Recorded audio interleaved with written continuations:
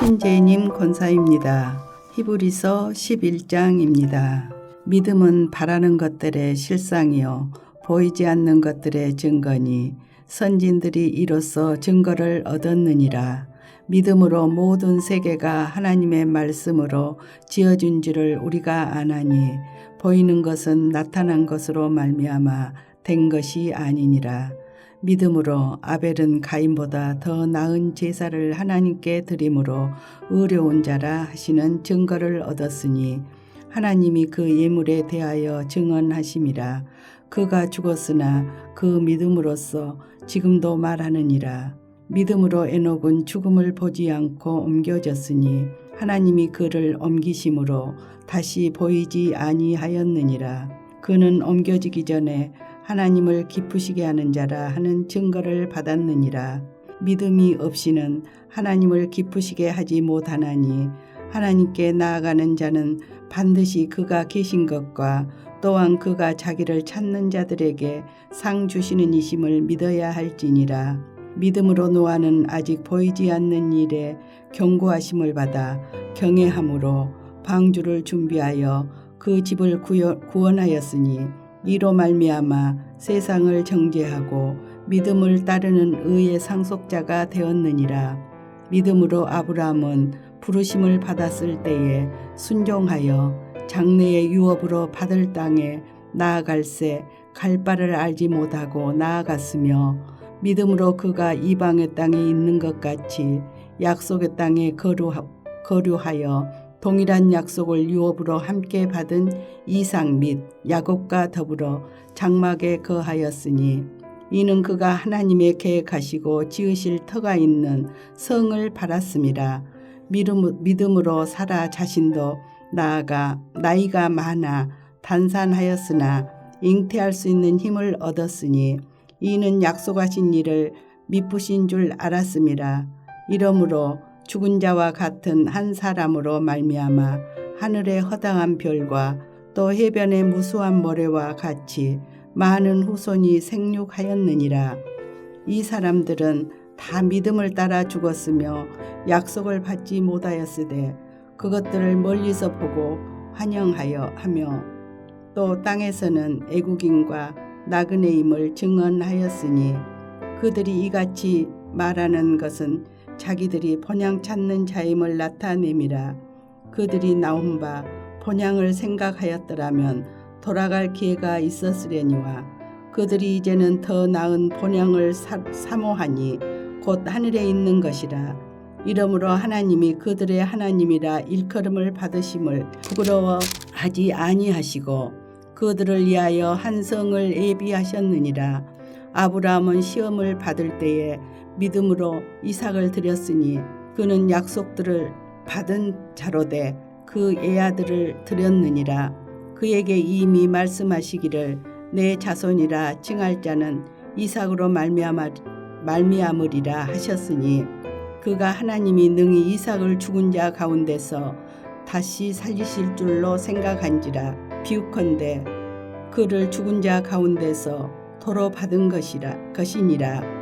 믿음으로 이삭은 장차 있을 일에 대하여 야곱과 에서에게 축복하였으며 믿음으로 야곱은 죽을 때에 요셉의 각 아들에게 축복하고 그 지팡이 머리에 의지하여 경배하였으며 믿음으로 요셉은 임종시에 이스라엘 자손들이 떠날 것을 말하고 또 자기 뼈를 위하여 명하였으며 믿음으로 모세가 났을 때에 그 부모가 아름다운 아이임을 보고 석 달 동안 숨겨 왕의 명령을 무서워하지 아니하였으며 믿음으로 모세는 장성하여 바로의 공주의 아들이라 칭함받기를 거절하고 도리어 하나님의 백성과 함께 고난받기를 잠시 죄악의 낙을 누리는 것보다 더 좋아하고 그리스도를 위하여 받는 수모를 애굽의 모든 보화보다 더 큰 재물로 여겼으니 이는 상주심을 바라봄이라. 믿음으로 애굽을 떠나 왕의 노함을 무서워하지 아니하고 곧 보이지 아니하는 자를 보는 것 같이 하여 참았으며 믿음으로 유월절과 피 뿌리는 애식을 정하였으니 이는 장자를 멸하는 자로 그들을 건드리지 않게 하려 한 것이며 믿음으로 그들은 홍해를 육지같이 건넜으나 애국 사람들이 이것을 시험하다가 빠져 죽었으며 믿음으로 7일 동안 여리고를 도니 성이 무너졌으며 믿음으로 기생 나합은 정탐꾼을 평안히 영접하였으므로 순종하지 아니한 자와 함께 멸망하지 아니하였도다. 내가 무슨 말을 더하리요? 기드온, 바락, 삼손, 입다, 다윗 및 사무엘과 선지자들의 일을 말하려면 내게 시간이 부족하리로다. 그들은 믿음으로 나라들을 이기기도 하며 의를 행하기도 하며 약속을 받기도 하며 사자들의 입을 막기도 하며 불의 세력을 멸하기도 하며 칼날을 피하기도 하며 연약한 가운데서 강하게 되기도 하며 전쟁에 용감하게 되어 이방 사람들의 진을 물리치기도 하며 여자들은 자기의 죽은 자들을 부활로 받아들이기도 하며 또 어떤 이들은 더 좋은 부활을 얻고자 하여 심한 고문을 받되 구차히 풀려나기를 원하지 아니하였으며 또 어떤 이들은 조롱과 채찍질 뿐 아니라 결박과 옥에 갇히는 시련도 받았으며 돌로 치는 것과 톱으로 켜는 것과 시험과 칼로 죽임을 당하고 양과 염소의 가죽을 입고 유리하여 궁핍과 환난과 학대를 받았으니 이런 사람은 세상이 감당하지 못하느니라. 그들이 강야와 산과 동굴과 토굴에 유리하였느니라. 이 사람들은 다 믿음으로 말미암아 증거를 받았으나 약속된 것을 받지 못하였으니 이는 하나님이 우리를 위하여 더 좋은 것을 예비하셨은즉 우리가 아니면 그들로 온전함을 이루지 못하게 하려 하심이라. 하늘에 계신 우리 아버지여, 이름이 거룩히 여김을 받으시오며 나라가 임하옵시며 뜻이 하늘에서 이룬 것 같이 땅에서도 이루어지이다. 오늘날 우리에게 일용할 양식을 주옵시고 우리가 우리에게 죄 지은 자를 사하여 준 것 같이 우리 죄를 사하여 주옵시고 우리를 시험에 들게 하지 마옵시고 다만 악에서 구하옵소서. 대개 나라와 권세와 영광이 아버지께 영원히 싸움나이다. 아멘.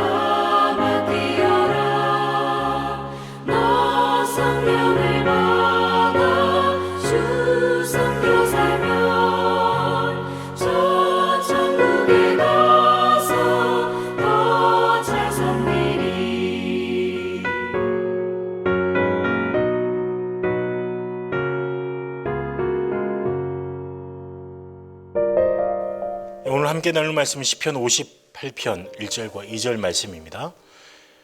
통치자들아 너희가 정의를 말해야 하거늘 어찌 잠잠하냐. 인자들아 너희가 올바르게 판단해야 하거늘 어찌 잠잠하냐. 아직도 너희가 중심에 악을 행하며 땅에서 너희 손으로 폭력을 달아주는도다. 아멘. 우리가 병에 걸리게 되면 병의 현상, 병의 증상들을 겪게 됩니다. 이 병의 원인을 파악하는 데도 중요한 것이 바로 이 병의 증상입니다. 근데 병의 증상이 같다고 모두 병의 원인이 같은 것은 아닙니다. 죄도 마찬가지입니다. 죄의 원인이 있고 또 그 증상들이 우리의 삶에서 나타납니다. 과연 나는 이 증상들을 인식하고 있는가, 인지하고 있는가, 알고 있는가, 이게 굉장히 중요합니다. 시편 58편은 악인들에 대한 고발과 또 하나님의 심판을 요청하는 내용들로 가득 차 있습니다. 본문을 묵상하면서 들었던 생각은 이렇습니다. 나는 과연 어느 편에 서 있는가 하는 것입니다. 하나님이 이야기해주는 악인, 악함, 죄인의 모습들, 이 모습이 과연 내 안에 있지는 않은가, 나에게 죄의 현상, 죄의 증상 이런 것들이 나타나고 있지 않은가 이렇게 살펴보게 되었습니다. 이 시편 58편을 들여다보면서 깨닫는 한 가지는 정말 나는 여전히 죄인이고 난 여전히 악인의 모습을 가지고 있다, 이 사실을 절실하게 깨닫게 되는 것입니다. 악인을 향해서 이 시인은 기도합니다. 우리가 이 죄로부터 벗어나야 한다는 사실을 알 수 있게 해줍니다. 우리는 이 시편을 보면서 어쩌면 악인들을 먼저 손가락질할지도 모릅니다.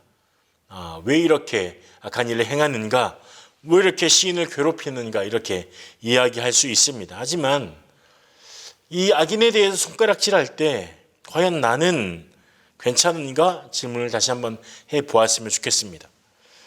시편 58편 1절과 2절을 보면 하나님 앞에서 죄의 모습, 죄의 현상들을 우리에게 보여줍니다.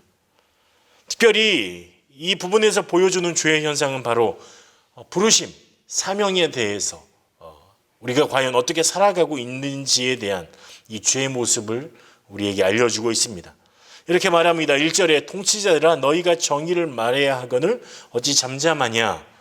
인자들아 너희가 올바르게 판결해야 하거늘 어찌 잠잠하냐. 이렇게 말합니다.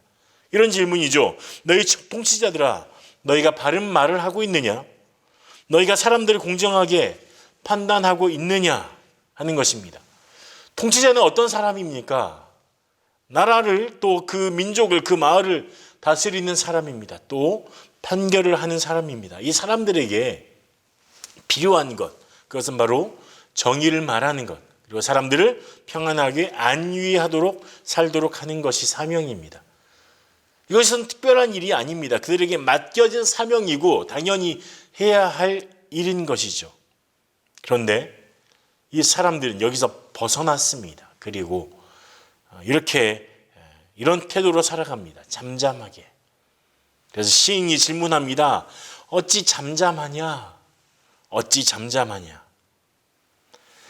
하나님께서 너에게 주신 사명, 사람들을 올바르게 판단하고 또 공정하게 재판해야 할 너희들이 어찌해서 정의와 공의에 대해서 벗어나 악을 보고도 악을 대하고도 잠잠하냐 이렇게 말하고 있는 것입니다. 더불어서 어찌하여 너희는 너희에게 주어진 책임, 책무, 부르심, 사명에서 벗어나 있느냐 이렇게 질문하고 있는 것이죠. 마을과 나라를 다스리는 권력자로서의 이 부르심, 사명, 백성들 간의 다툼을 공정하게 판결해야 할 재판관의 사명, 이 부르심에서 벗어난 것입니다. 이것이 바로 잠잠하냐라는 말 안에 표현도 있는 것입니다. 어떤 잠잠함일까요? 소극적으로 생각해 보면 이 정의를 말해야 할 통치자들이 그리고 올바르게 판결해야 할 재판관들이 이 정의에 대해서 그리고 때로는 불의에 대해서 모든 것에 대해서 아무런 말도 하지 않는 것, 잠잠하고 입 다물고 그냥 있는 것입니다. 이것이 하나님이 주신 사명일까요? 그들에게 주신 사명은 정의를 세우고 불의를 무너뜨리는 것, 불의에서 정의를 찾는 것, 그리고 불의한 자들을 정의롭게 변화시키는 것, 그것이 이들의 사명이었습니다. 그런데 그 불의에 대해서도 이들은 잠잠하고 있습니다.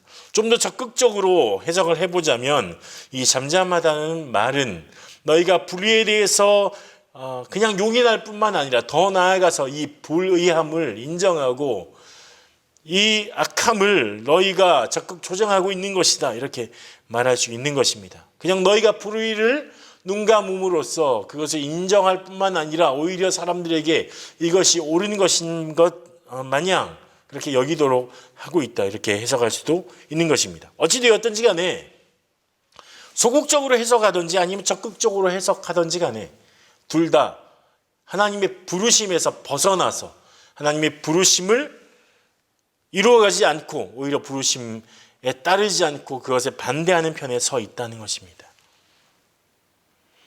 그렇다면 나는 과연 어떻습니까? 하나님의 부르심 앞에 그렇게 서 있습니까? 나는 과연 하나님이 그렇게 부르신 것에 대해서 인정하고 그 부르심을 인식할 뿐만 아니라 잠잠하지 않고 부르심을 따라가고 있습니까? 우리가 부르심에서 벗어나 있다면 우리는 마땅히 부끄러워해야 하고 돌이켜야 합니다. 얼마 전에 3.1절이었습니다. 많은 독립의 투사들이 자신의 삶을 던져서 그리고 목숨을 던져서 독립을 위해서 이 나라 이 땅을 위해서 자신의 삶을 불태워 드렸습니다. 그런데 이 중에 어떤 한 사람은 자신의 유학을 유지하기 위해서 창씨 개명을 해야 했던 일, 이것 때문에 굉장히 괴로워하는 한 사람이 있었습니다. 이 사람은 바로 시인 윤동주입니다. 윤동주는 공부를 하기 위해서 일본에서 유학을 하게 되었습니다. 유학을 하는데 유학을 하기 위해서는 창씨 개명이 필수적인 요소였습니다. 윤동주는 창씨 개명을 미루다가 결국 원서 제출 하루 전에 결국에는 이렇게 창씨 개명을 합니다. 히라누마 노주라는 이름으로 창씨 개명을 하게 되는 거죠. 그리고 너무너무 괴로웠습니다. 나의 지인들 또 많은 사람들은 이 나라의 독립을 위해서 싸우고 있는데 나는 너무너무 부끄럽고 그리고 오히려 공부라는 명목하에 이름을 바꾸어야 하는 내 상황이 비참하다. 그러면 자기 자신을 들여다보며 참회록을 씁니다. 참회록에 보면 이런 글들이 나와 있습니다. 파란 녹이 낀 구리 거울 속에 내 얼굴이 남아있는 것은 어느 왕조의 유물이기에 이다지도 욕될까. 그리고 좀 더 뒤에 가면 밤이면 밤마다 나의 거울을 손바닥으로 발바닥으로 닦아보자. 시인 윤동주는 일본에 가서 공부하는 자신의 처지에 대해서 창씨 개명을 해야 했던 그 상황에 대해서 부끄럽다고 욕되다고 이렇게 말하고 있습니다. 그리고 나서 밤마다 거울을 이 더러워진 녹이 낀 그런 녹슨 거울을 손으로 그리고 발로도 열심히 닦아서 내 자아를 내 자신을 그리고 민족을 향한 뜻을 닦아보자, 이런 결심들을 드러내 보여주고 있습니다.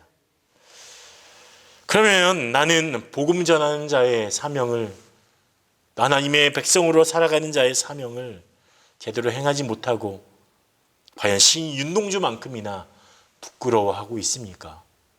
저 스스로 생각해 보니까 이런 부끄러움이 없더라고요.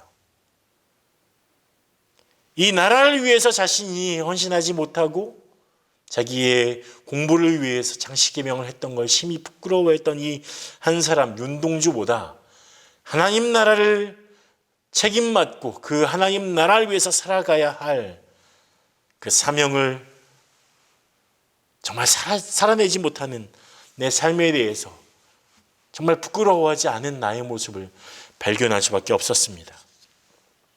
내 안에 욕심으로 가득 차버려서 이미 사명보다 다른 것들이 나를 가득 채워서 부끄러움이 들어갈 어느 곳도 없었는지 모르겠습니다. 오늘 우리는 하나님이 주신 부르심 그리고 사명 앞에 서야 합니다. 이 사명에 대해서 잠잠해서는 안 됩니다. 하나님이 주신 부르심 사명은 어떤 거창하고 놀랍고 큰일한 것은 아닙니다. 작게는 나의 가정을 향한 나의 부르심, 내가 소속된 가정이나 또 직장이나 아니면 단체나 특별히 우리 동령교회 안에서의 나를 향한 하나님의 부르심이 분명히 있을 것입니다. 이것을 성실하게 이루어가는 것. 만약 내 하루의 삶이 그렇지 못했다면 통렬하게 부끄러워하고 거기서부터 돌아서는 것. 그리고 다시 한번 부르심 앞에 서는 것. 잠잠하지 않는 것. 부르심을 향해서 내 부르심을 인식하고 이야기하고 꺼내놓고 그리고 사람들과 나누고 그 부르심대로 살아가는 것. 그것이 하나님이 오늘 우리를 향한 하나님의 뜻일 것이라고 생각합니다. 여러분에게 주신 부르심이 무엇인지 오늘 잠잠히 곰곰이 생각해 보시기 바랍니다. 그리고 적어보세요. 그냥 지나가면 잊어버립니다. 가정에서, 직장에서, 또 지인들 가운데, 교회 안에서 나의 부르심은 무엇인지 3가지씩만 한번 적어보세요. 그리고 그 부르심을 이루어가기 위해서, 또 복음을 향한 부르심을 이루어가기 위해서 나는 어떻게 해야 할지도 한번 적어보십시오. 그리고 그대로 살아내도록 주님 앞에서 열정적으로 노력하셨으면 좋겠습니다. 그렇게 하신다면 하나님이 여러분들의 삶에 복을 주시고 또 하나님이 여러분과 동행해 주시고 그 부르심을 이루어가는 과정 가운데 하나님의 놀라운 능력을 만나게 될 줄로 믿습니다. 기도하겠습니다. 하나님께서 우리의 각자를 부르시고 우리의 삶 가운데 일하여 주시는 분이심을 믿음으로 고백합니다.